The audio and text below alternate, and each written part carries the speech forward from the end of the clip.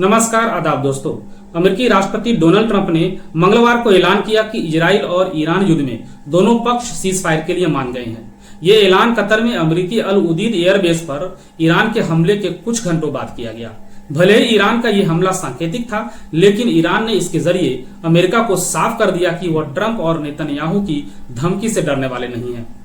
Israel के वजूद के बाद से ये पहली जंग थी दोस्तों, जिसमें इतने बड़े पैमाने पर इजरायली शहरों पर हमला किया गया।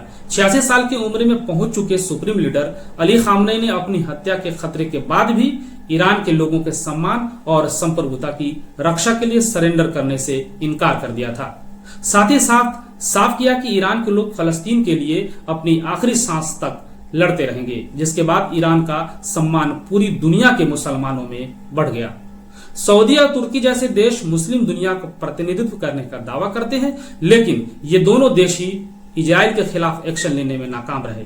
ईरान द्वारा अमेरिका और इजराइल को दो टूक जवाब देने के बाद अब शिया मुसलमानों के साथ साथ सुन्नी मुसलमानों में भी खामनेई का कद बढ़ गया है। पिछले करीब 21 महीनों से जारी गजा में इजराइल के द्वारा किए गए नरसंहार की तुर्की, सऊदी, कतर जैसे खाड़ी देशों ने सिर्फ निंदा ही की है, लेकिन ईरान ने फलस्तीन के लिए अपनी प्रतिबद्धता पर अटल रहते हुए शुरुआत से इजराइल की नाक में दम करता रहा है। ईरान एक शिया देश है और फिलिस्तीन एक सुन्नी देश है, लेकिन गजा पर जब हमला हुआ तो ईरान सबसे पहले इजराइल के खिलाफ खड़ा हुआ। युद्ध की शुरुआत से ही ईरान की प्रॉक्सी हुती, हिजबुल्लाह जैसे संगठनों ने इजराइल की नाक में दम किया है। वही जानकार मानते हैं कि हमास को भी ईरान सैन्य और आर्थिक सहायता देता रहा है। साथ ही अंतर्राष्ट्रीय मंच पर भी कूटनीतिक तरीके से ईरान ने फलस्तीन का मुद्दा उठाया।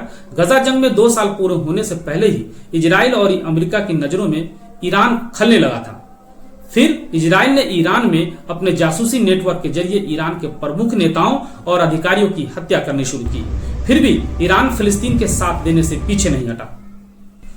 पिछले 2 बार इजराइल ईरान में दूर से ही थोड़ा बहुत संघर्ष देखने को मिला, लेकिन 13 जून को इजराइल ने ईरान पर हमला बोल उसके कई सैन्य और परमाणु केंद्रों को निशाना बनाया। साथ ही करीब कई अधिकारियों, वैज्ञानिकों की हत्याएं भी की। इजराइल के इस हमले के बाद ईरान ने युद्ध का ऐलान कर दिया और दोनों देशों के बीच संघर्ष बढ़ गई। ईरान इजराइल के बीच लगातार हवाई हमले होते रहे, जिसमें ईरान के करीब 600 लोगों की जान गई। वहीं इजराइल में भी लगभग 300 लोगों के मारे जाने की खबर है।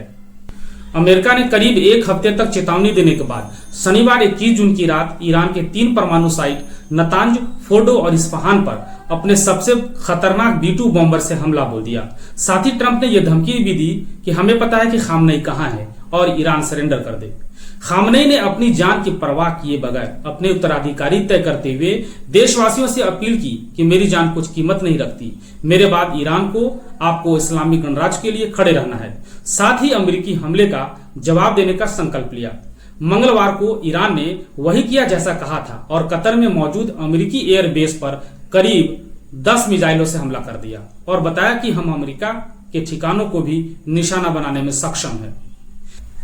ईरान ने बिना झुके अमेरिका और इजराइल को सीज फायर के लिए मजबूर किया, जिसके बाद खामनेई पूरी दुनिया में मुसलमानों के हीरो बन गए। जय हिंद साथियों, धन्यवाद।